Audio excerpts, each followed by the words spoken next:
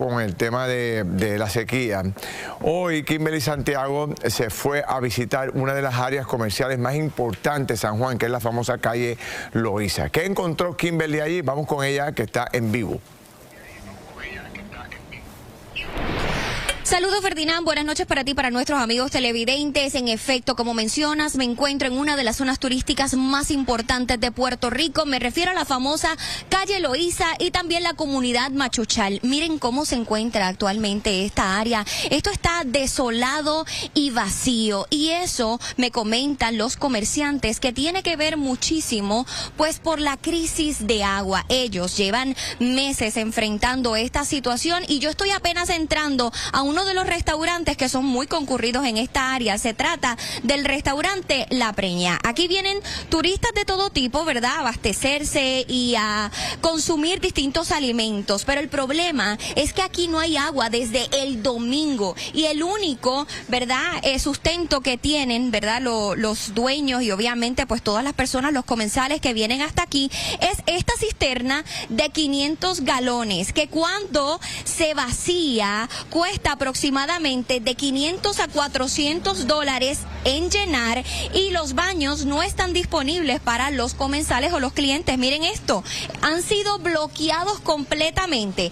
Esta es la realidad de la mayoría de los restaurantes y de los comerciantes aquí en calle Loíza. Vamos a conversar de inmediato con la gerente Flor. Gracias por recibirnos. Quiero que me explique un poco ahora mismo el comportamiento de los clientes a raíz de esta crisis de agua. Pues es bien difícil, ¿verdad?, porque nosotros tratamos de dar un servicio excepcional, pero es algo difícil porque pues se le prohíbe el paso a los baños y se pone un poquito complicado, pero pues tratamos de dar ese servicio extra y que se vayan satisfechos. ¿Cuánto le dura esa cisterna? Alrededor de 2-3 días, porque es algo constante. Los baños, lavado de manos, limpieza, los productos que nosotros trabajamos que requieren mucha limpieza. ¿Y ustedes, más o menos, ¿verdad?, mal tasado, como decimos los boricuas, cuánto han gastado en términos de agua? Son miles de dólares, porque pues hay muchas veces que el municipio nos ayuda, pero nosotros aquí somos en la calle Loíza una industria grande de alimentos y es difícil que el municipio nos ayude. Tenemos que hacer el costo nosotros. Muchísimas gracias, Flor. Lamentablemente, Ferdinand, esta es la realidad que están enfrentando los comerciantes, y no solamente ellos, esto es una comunidad completa. Aquí hay residentes, personas que viven aquí, que no tienen y no cuentan con el servicio de agua. Yo voy a permanecer en calle Loíza y más adelante conversamos con más comerciantes. Adelante. Gracias, Kimberly. Sin duda alguna, esto es una de las calles, bueno, todos conocemos, sabes, una de las calles está llena de restaurantes, puede haber 20, 25. Por la noche se llena en condiciones normales, bien brutal. Bueno, vamos a entrar de lleno a lo que les prometí. Vamos a hacer esta comparación. Vamos a revivir la historia de lo que ocurrió en el 2015 con la famosa sequía que tanto nos afectó. ¿Habremos aprendido algo de esta sequía con la que tenemos ahora? Margarita ha preparado una historia tremenda. Vamos a recordar ese momento. Mire bien estas imágenes, cómo no identificarse con la pesadilla colectiva de la sequía del 2015. En el día de hoy, anunciando un plan de racionamiento para los clientes que se sirven de la planta de Sergio Cuevas, que a su vez toma agua del lago Carraízo. Puerto Rico se secaba, llegando a afectar a 73 municipios. La disminución de agua en los embalses era impresionante. En La Plata, la tierra quedaba al descubierto por millas y millas. El lago Carraízo, construido artificialmente, llegó a cubrir lo que hace décadas fue una comunidad completa, en la que había colmado, iglesia, restaurante.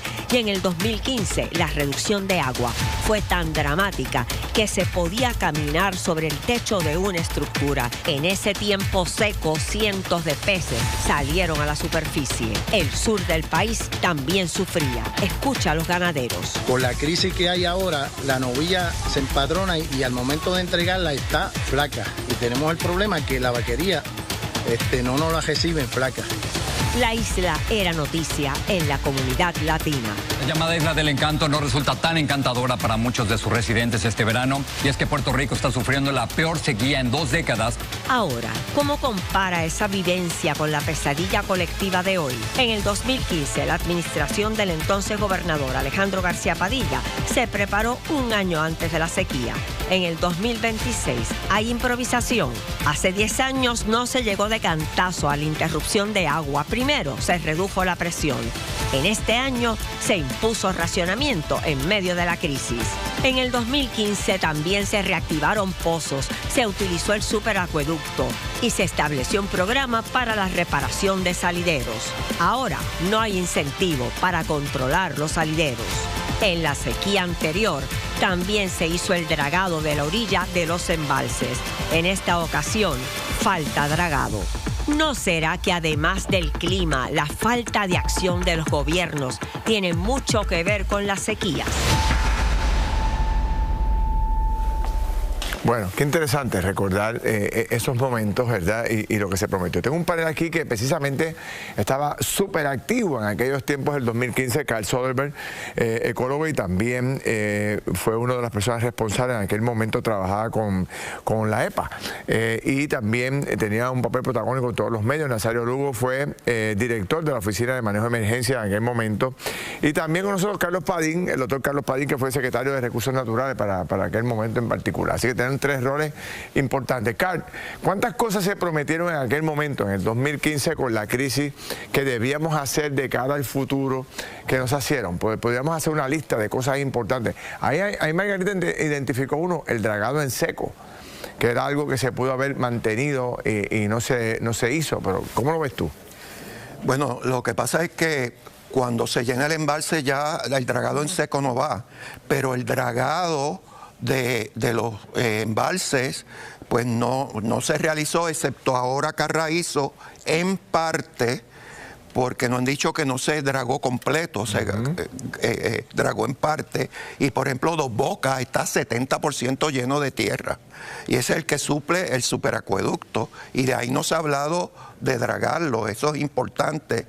Y los pérdidas por salidero, y quiero aclarar, no solamente son los salideros que nosotros vemos, sino los que están debajo de la tierra, que son los más, pues obviamente seguimos perdiendo el 60%, así que quiere decir que no ha habido mucha progreso en ese sentido, y tampoco se dijo que teníamos que aprovechar el agua de lluvia en las casas, etcétera, tampoco, o sea, se acabó la sequía y entonces como que nos olvidamos del problema. Se resolvió el problema. Y entonces hay unas medidas que tardan tiempo en hacerse. Hay un punto importante que presenta Margarita en el reportaje para ese momento del 2015. Desde el 2014 ya se sabía lo que venía y se comenzaron a tomar unas decisiones importantes. Aquí, ahora en el 2026, todavía hoy no se toman medidas importantes con La Plata y estando en unos niveles preocupantes. O sea, hay una improvisación, Nazario. Eso es así, no hay lugar a dudas. Yo me encontraba en el 2015 en el municipio de San Juan,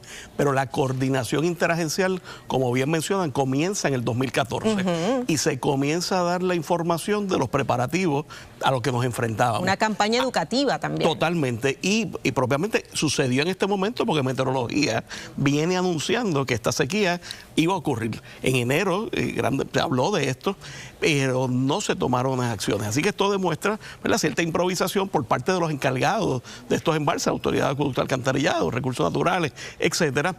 Pero aquí lo más preocupante es que después del 2015, en el 2017, el impacto que recibieron nuestros embalses por el efecto de los huracanes, ¿verdad?, que tuvimos en Puerto Rico, pues aumentó la sedimentación en estos lugares y la captación de agua, ¿verdad?, se reduce. Así que lo que teníamos en el 2015 no es en la misma condición en la que se encuentran nuestros embalses ahora. De esa crisis que vivimos en el 2015, porque yo recuerdo, yo tengo una nena pequeña y yo creo que todos vivimos un momento bastante estresante. ¿Qué pudimos implementar inmediatamente una vez termina la crisis de la sequía? En los próximos años, 2015, 2016, 2017. ¿Qué se implementó? Lo que había que implementar era bregar con las roturas. No podemos seguir perdiendo. Hace 25 años la agua no contabilizada estaba en 45%. Metimos infraestructura, el supertubo, y ¿qué pasó? Resolvimos el problema. Hoy tenemos 60% del agua. No sabemos a dónde va. Los otros días aquí enseñaron un tubo que llevaba 20 años 20 años. 20 años. Eso es imposible. Botando agua. Botando agua. Botando agua. Esa es la realidad. Hay que trabajar con ese elemento, hay que bregar con toda esa infraestructura, pero también hay que conservar el agua. Y hay que educar al país, porque el país está acostumbrado a que digamos más infraestructura, porque les encanta ver estos letreros que dicen millones de dólares en inversión y no exigir lo que hay que hacer, que es conservar el ambiente, conservar las cuencas, reforestar las cuencas, evitar el desparrame urbano, dragar y definitivamente ser responsable con cada gota de agua. De 2015 al presente no se ha resuelto básicamente nada el tema de los salideros. Solamente se dragó una parte de Carraízo y ni siquiera se generó una buena política pública de enseñarle a la gente a reciclar el agua, utilizar las aguas de la lluvia, o si ni siquiera orientar a la gente a comprar cisternas para prepararse para una sequía. Nada de eso se ha desarrollado como política pública, que yo recuerde. Que yo recuerde. No. Y la política pública debe ser, en vez de cisternas, aljibes. Porque aljibes es que coge el agua de lluvia. Porque la cisterna depende del agua de acueducto. Cuando se le acaba el agua de acueducto, la cisterna no se va a llenar. Así el plan de mitigación, adaptación, resiliencia de cambio climático que pudiese evitar entrar en racionamiento en sequía futura, ¿eso está en una gaveta?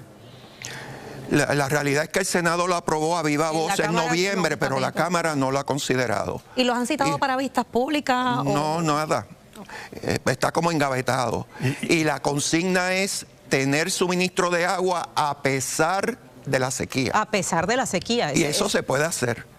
Pero hay que trabajar desde el día 1. Tú no puedes esperar 2 semanas antes de un racionamiento para implantar estas medidas.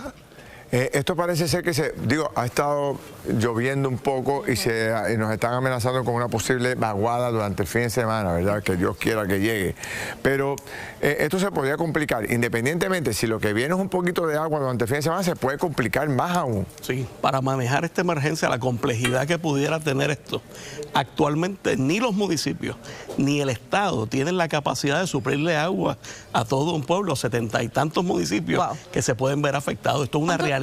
¿Cuántos son los municipios que se están viendo afectados en estos momentos, si ustedes lo han cuantificado? En este momento hay alrededor de 7 a 10 por ahí. Son como 70 y tantos municipios que están ya en alerta. En alerta de sequía. Bueno, en alerta. Pero en racionamiento, ¿cuántos son los municipios? 7. Y dos más. Sí, son 9 municipios aproximadamente. Pero el peligro aquí está en que esto va a ir evolucionando a una situación de salud pública, que ya lo vimos, los baños cerrados en los restaurantes, cocinando, ¿verdad? Y utilizando agua de cisterna. Esto trae problemas de salud y la gente va a comenzar a enfermarse, las escuelas va a pasar lo mismo. Así que esto evoluciona, la emergencia sigue activa y no vemos, ¿verdad?, unas soluciones de manera inmediata para atender. Bueno, vamos a ver qué pasa en los próximos días. Le voy a pedir a Jorge Colbert que venga.